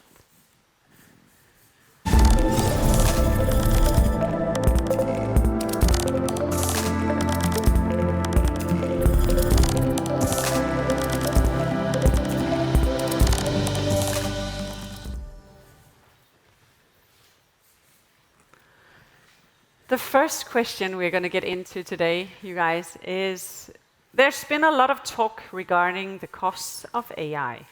Considering the substantial environmental footprint associated with the data storage and computational demands of generative AI, how can different parts in the AI community collaboratively address and mitigate these concerns? One long question. Yeah, it's pretty long. Ted, would you like to start? Yeah, I think as I already touched upon, I think starting with using the right models and making sure that the partner you pick for infrastructure is building this on sustainable energy, which I think most large hyperscalers are, but still, even so, obviously, it's consuming energy. But I also think you can completely take it the other way around, and I think it was Google CEO Sundar Pichai who said that he sees AI more as something that will save mankind rather than kill mankind. And I think we're seeing already a lot of use cases in sustainability using AI, not just generative AI, but AI overall for everything from optimizing energy systems to analyzing, in nature, finding patterns in nature and helping, saving different plants and species and stuff. So I think there's a lot of use cases for AI in improving our sustainability lives, right? So I don't see it as a big problem if you're doing it in the right way. Yeah, and if I continue, I agree with that, and also I assume for the next 2 years, for example, if we take for example 2025, 26, I think we will have totally different kind of language models than we have now. So I think they will also develop, and the efficiency will come from there. So I think it's a problem that what is surrounding us at the moment, but I think we are going to take the steps for the future that we understand the problem and fix it. Yeah, we definitely have a lot of use cases for the environmental uses for AI as well. But of course, there's the social costs and other costs as well that we have to take into account. Because it's the same discussion we've had, like so many technologies, like digital technologies, and even way back with industrialization, with the whole how's this going to affect the job market, like the people working in our companies. So that's also one thing that we really need to consider in this as well. And it's the same question always, like no matter the technology. And it's a very complex ecosystem, right? If let's say, if people instead of going to physical stores can do everything they want online, so what that means I don't go to the store, which is good, but the person who worked in that store is doing something else now, and so it's a very complex, a lot of variables. So it's hard, I think, to calculate the impact of something because it's such a broad use case. Yeah, and as you say that, it leads me to think, do you think this is going to be the death of physical stores and mainstream shopping as a whole? No, I think we've been claiming death for a lot of different things, from cinemas to stores, right? I think though, as a physical store, you need to offer something else, something more. I have this example that I love. I was shopping clothes, and I decided to get it shipped to the store close to me. And when I got to the store, the guy in the store said, yeah, try it on. And by the way, we noticed that you checked these 4 things a lot when you were online, but you didn't pick them. But we shipped them anyways for you, so you can try and try them here. And then they're offering something more in the physical store. So I think and I think there's a lot of work needed to be done already. A lot of the most famous brands stores, when you go to that store to return something you bought online, they will go like, no, sorry, it's separate systems, just making you pissed off. So I think there's a lot of things you can do to kind of benefit from having physical stores, but you need to offer something else. Okay. Definitely, yeah, there's the whole experience side of things in the stores, and even stores that are per se on the more traditional side, like retail clothing and stuff like that, they are experimenting on smart mirrors or something like this that they can try on clothes without actually trying on clothes. So that's also one direction that they can try out and see if the kind of public resonates with that. I think that's taking off, especially in Asia right now. Okay. And from that anthropological perspective, do you think there's going to be a big change in behavior with the coming of generative AI? Oh God, that's a tricky question.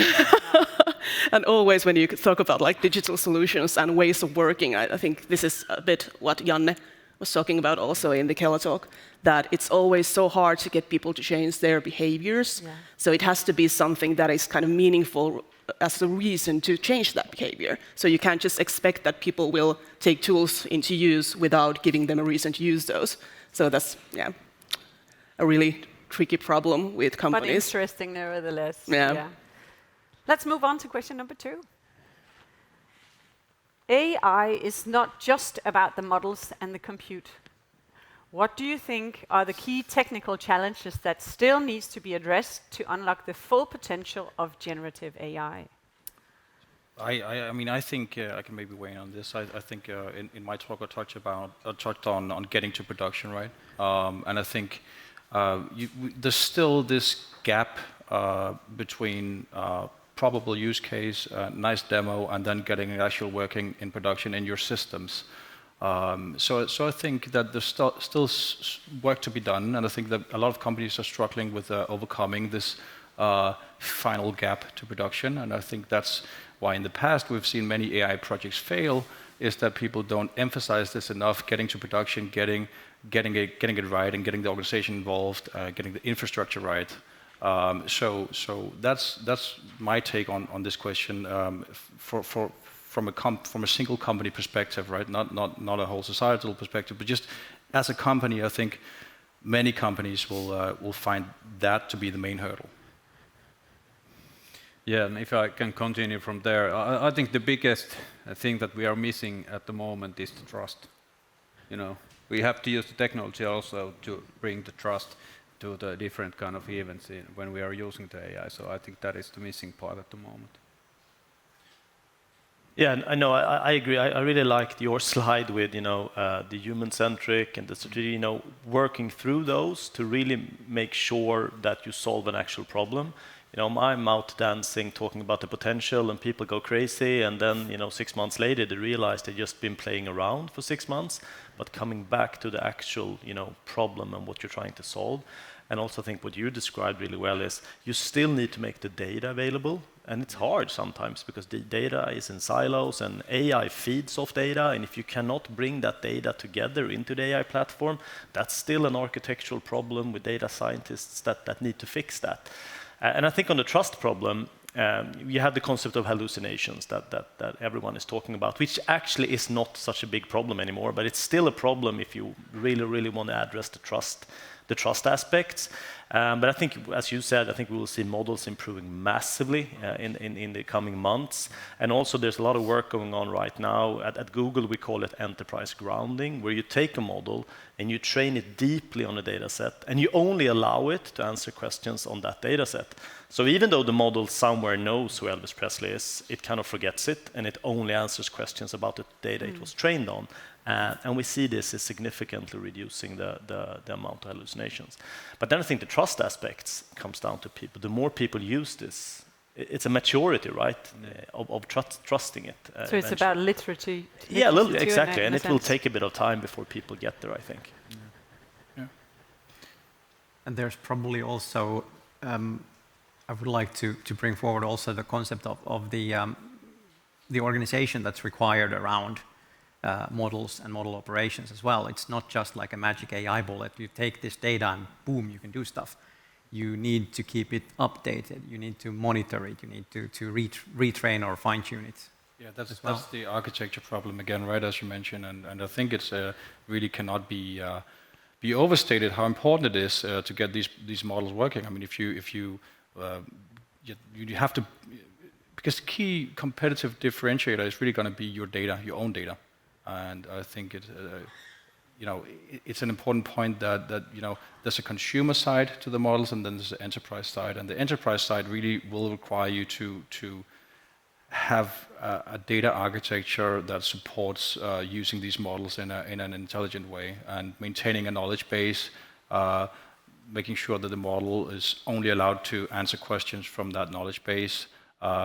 Then you don't have the problem with hallucinations, but it requires you to maintain a knowledge base. It requires you to maintain a model in production, continuously monitor how is it doing, is it having the expected impact. I think is a huge point. You still need, I think, KPIs to understand, are we doing the right thing? Are we actually solving the problem still 2 years later since we deployed our AI model? Is it still relevant? Yeah.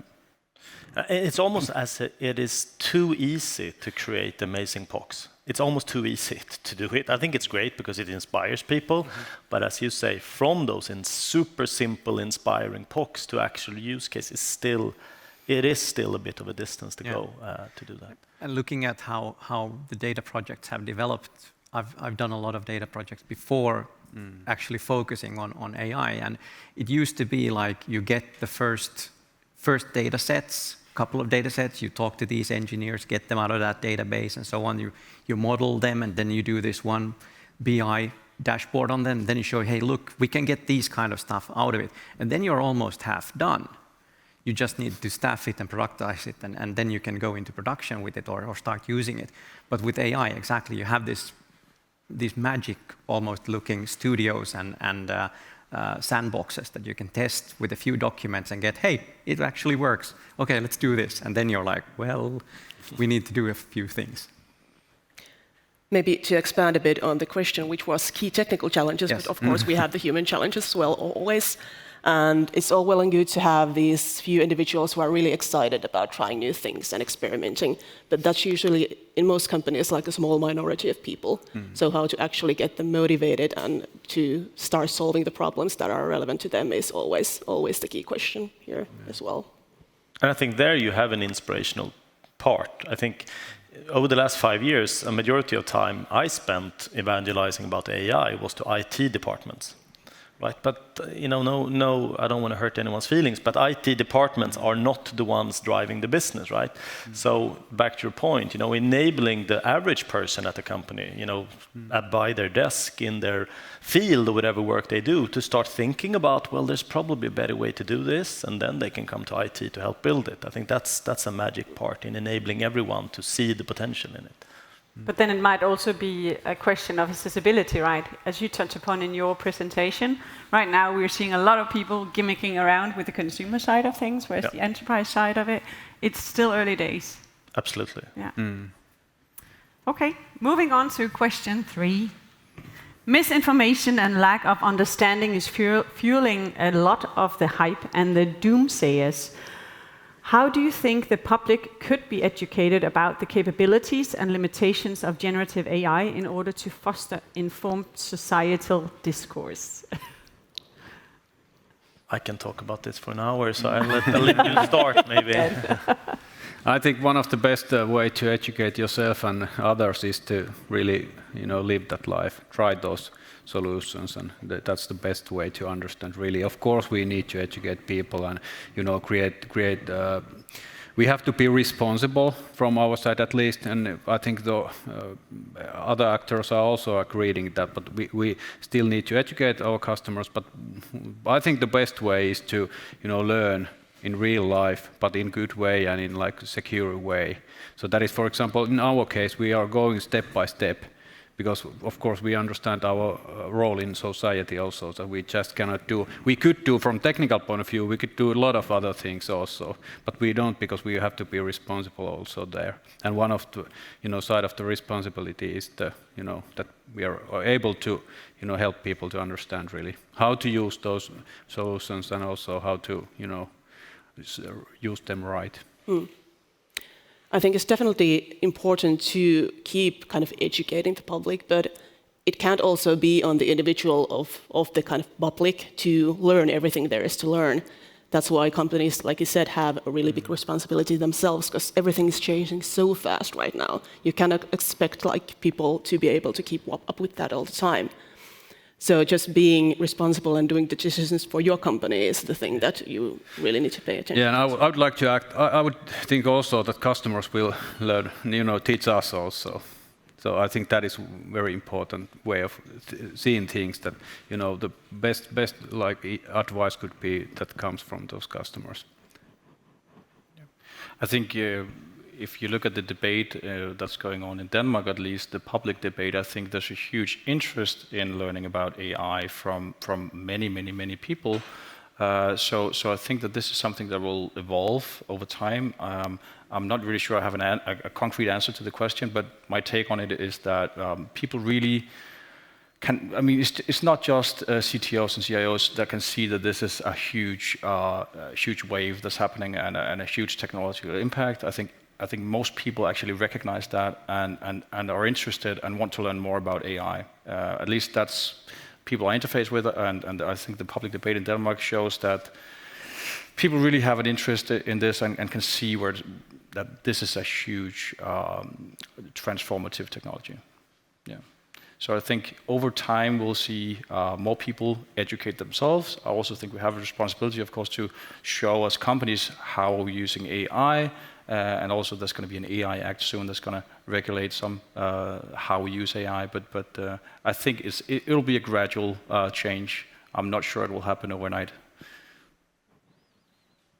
No, I agree. But I also think, to some sense, I think media and journalists have a responsibility, with the kind of click economy that we're living in today. Yeah. You get a lot more clicks on your news webpage if you put AI will kill us all. Then if you put, AI found 99% of cancer tumors, you get 10 times more clicks on the first one, so you skip the other one. So I think that's also, in this world and time of awareness. I think we have a pretty famous case in Sweden this summer when we have this radio show where you have prominent people get an hour to tell their story about something. And we picked this super AI doomsday person to get an hour, and he was not introduced as a super doomsday, but rather introduced as the most prominent subject matter expert on the planet on this subject. I get 1,000 questions about that every day, and I wish, we could have done that differently. So obviously it's that. But I also think the EU, with legislation around this, I think that will get better and better. I think currently the EU is slightly too focused on facial recognition, which is a fraction of AI. But I think as they get their ideas right and start to kind of mature this as well from a legal perspective, that will also create a better trust. But most importantly, let's not forget, just because we are maybe techie and we surround ourselves with people who are a little bit like us, the average person in the Nordics do not know what ChatGPT or Bard is. They have no clue. They don't know what generative AI is, right? So we're still far away from that kind of general adoption that will happen over time. Yeah. Maybe if I add to the wider picture, for example, in Finland we had a couple of years ago these free courses for every Finnish people to educate them by use of AI.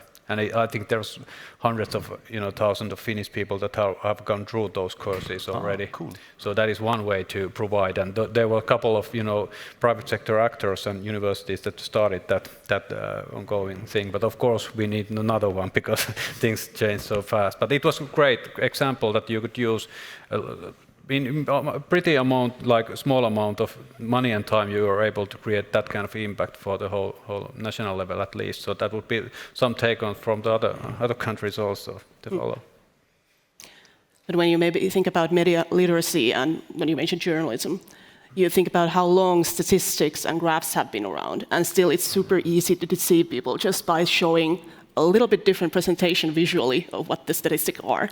So that's maybe one benchmark we can use to think about how easy it would be to kind of push the opinion of people regarding AI as well in a certain direction. Yeah, I agree. I think the media bears a responsibility in educating people, and I think right now it's not done in a very good way. An example could be the topic of bias as something that the media constantly talks about, and it is an issue. I'm not understating that fact, but there's also a flip side to that argument. You could actually use AI to be more unbiased as a human. This is actually something we do in Lederne, where if I, as a manager, write a job listing, I'm going to hire someone, right? And we put it online. It's actually screened by an LLM that looks for uninclusive words, biased words that I've personally used. And I think it's an important point, right, that people are also inherently biased. And we can use technology that is also biased, but we can use it to be more unbiased ourselves. So there's also an alternative story, which I think is not told that much. Super good point. I think there's a bit of narcissism going on in humanity right now, like we are perfect. Like, oh, it's biased. People are the most biased things on the planet. Yeah. People are the most dangerous things on the planet. I think there's a lot of problems and the fear or the threat for mankind that humans are, right? So I think there's definitely taking a step back, and humans get it wrong all the time, be that doctors, be that whoever it is, right? So using these tools, which I think is inherently less prone to giving the wrong information, but then we can make sure to have humans fronting them for safety, security, and control. But there's a bit of narcissism going on right now, I think. Let's take the question number 4. Yeah. Now slides. I think most agree that AI should reflect and represent a broad and exclusive spectrum of human values and experience. How do you think interdisciplinary collaboration can play a role in advancing the state of the art in generative AI, and how can such collaboration be fostered? So maybe I can say something to this, because I think we really focus on getting interdisciplinary efforts involved when we deploy an AI model. As I showed in my talk, we really take in subject matter experts and ask them, what do you think of this result from the AI model? Does it look correct? And also giving them some control in that they can say, actually, this prediction was not correct. This classification was false. And I think it just gives so much more value that you bring in various subject matter experts and ask their opinion. It's also way easier to get buy-in. It also helps educate people. So I think at least in a single company context, I think that it's really important that you involve various groups of people. Yeah, I definitely agree on that. And many companies like Kela and Google and many others, us included, already have like this broad spectrum of expertise and backgrounds. But a lot of companies don't, so they kind of have to build that diversity up from the ground, which is a really big project. So you can either hire in, or you can maybe buy some consultation or projects, but it's still a lot to handle for those companies who are still starting out on a journey. But it is super important to do, because when you do impact assessment, for example, for your products or anything that you are planning to do, you cannot really have only like a couple of technical perspectives on that. So you need to look at it from like a social sciences point of view. I may be biased in this, and then ethicists and designers and whatever you can come up with. So those people bring to the table really different problems and issues to be solved. And if you have problems, that doesn't mean that you can't actually start doing anything. You just are more aware of the issues and can mitigate those and try to take those into account. Yeah, and I also think it's the responsibility of the large, large LLM manufacturers and generative AI.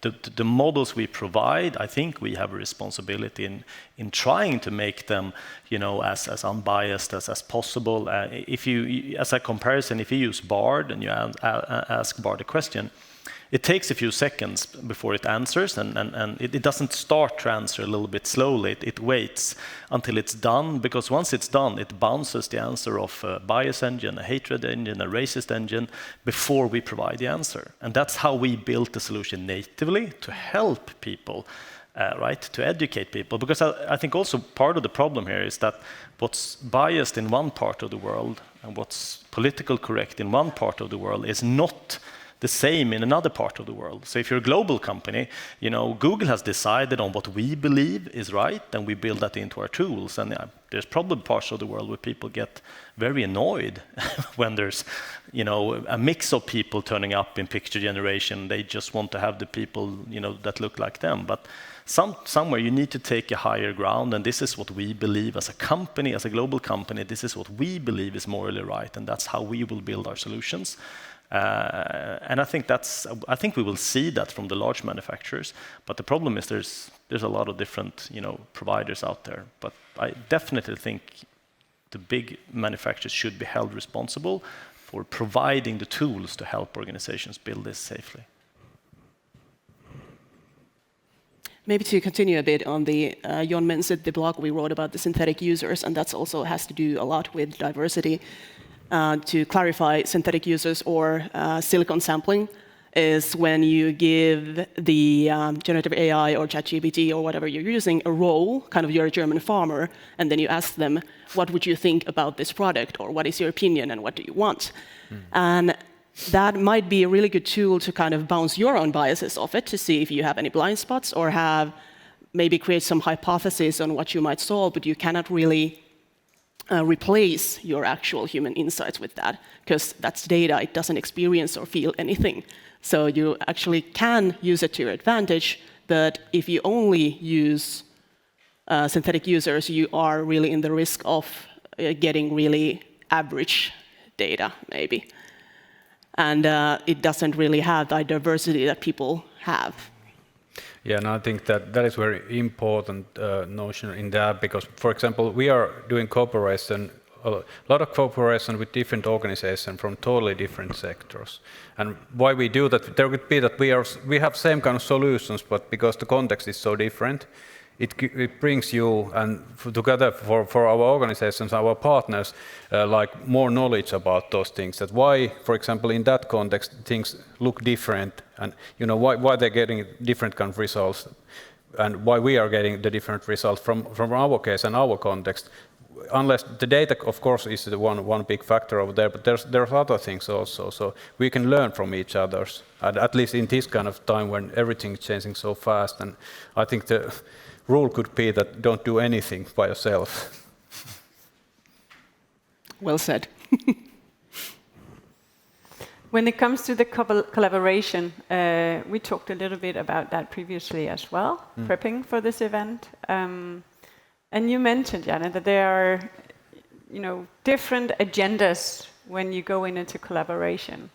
In what way do you think that plays a role in terms of generative AI and collaboration in that sense?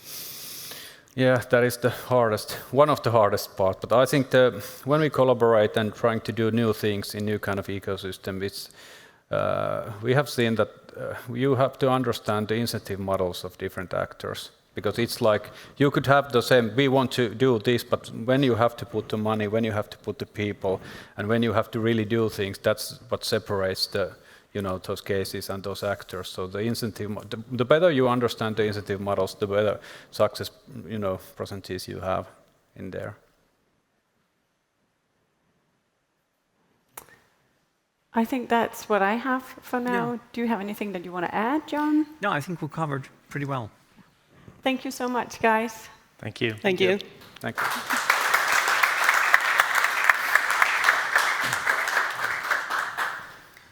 I think we should do a little bit of a sum up on this. Yes. There's been a lot. There's been a lot. Yeah. We had efficiency, we had sustainability, we had ethics, we had use cases. Bias. Accessibility. Yeah. There's been a lot of feedback over the chat. Thank you so much. And awesome day. So far, so good, right? So far, so good. Yeah. So I think now the only thing that we have left is to slowly and steadily round up this event experience of the day. We will post a link for a survey for this event today in the chat, and we kindly ask that you all go and give us a little bit of feedback, because at the end of the day, an event like this is planned and produced all for you guys. So in order for us to be even better going forward, this kind of input is needed, generative AI and all. Yep. Yeah. And we do value all of the responses, and we formulate these events for sure based on those. And please do follow us on social media outlets. They will be listed as well in the chat. And take a look at our blogs on the Solita website. And and I personally have a little bit of a pet peeve. Because if you want to dive even further into this area, we actually put on almost monthly crash courses that are free. We have a content hub on solita.fi with that. And there's a lot of good stuff to dive into there. So please go and get new insights on this topic, but also on all other stuff related to digital transformation and data management. Yeah, there's a bunch of stuff there already, and you can watch the recordings, for example, on Gen AI. There's the value out of it, Gen AI, and another crash course that I can't remember the name of right now, but there's two of them right there right now. But I think with that said, I think that's it for now and for us. So thank you so much for joining us today, and we hope to see you out there. And should we take a look at Jussi? Oh yeah, Jussi, I forgot him. Let's go see what he still has here. Yeah. So where are we? Well, it's stopped now, but I will continue now because it's not disturbing anymore. I guess it was getting into the stream. But yeah.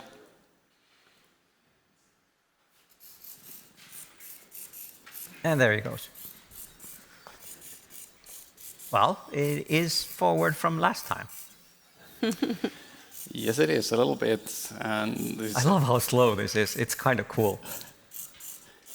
This is 5 times faster than my own plotter. So. Oh my. And what is it that you have over there, Jussi? This one. Yeah, it looks finished.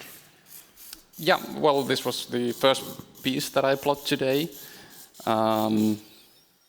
This is an art piece that is based on my childhood experiences, naturally.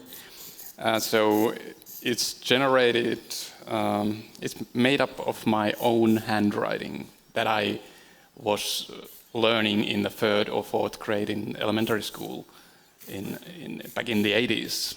Wow. Yeah. And it was very, strange that we draw those letters day after day after day in school and try to beautifully, formulate A and B and C and so forth, and it was highly valued. I don't know if kids nowadays know how to write by hand anymore, but at the same time, when we were exercising handwriting in that little countryside school in Finland in the 80s, there was this very famous TV show airing, Knight Rider, maybe some of you know, and starring no one else than David Hasselhoff. And so I was writing those letters, but in my mind, I guess I was somewhere else driving that beautiful, it was actually artificial intelligence controlled car, KIT. And I think I was, in my mind, fighting criminals and driving into a sunset with that Pontiac Trans Am. So this is a combination of those letters. So each line is made of those writing practices that we did. They were actually very naive sentences, like respect your mother and father, and exaggeration is a lie. We used to write those sentences. So it's made of those sentences, and it's bent in a form of David Hasselhoff's face. That's actually, knowing Solita, a really good analogy, because we like David Hasselhoff quite a bit. We do, yeah. And I think let's make that the final conclusion for today. Thank you so much, Jussi, for joining us. Thank you. And thank you so much, guys. Until next time.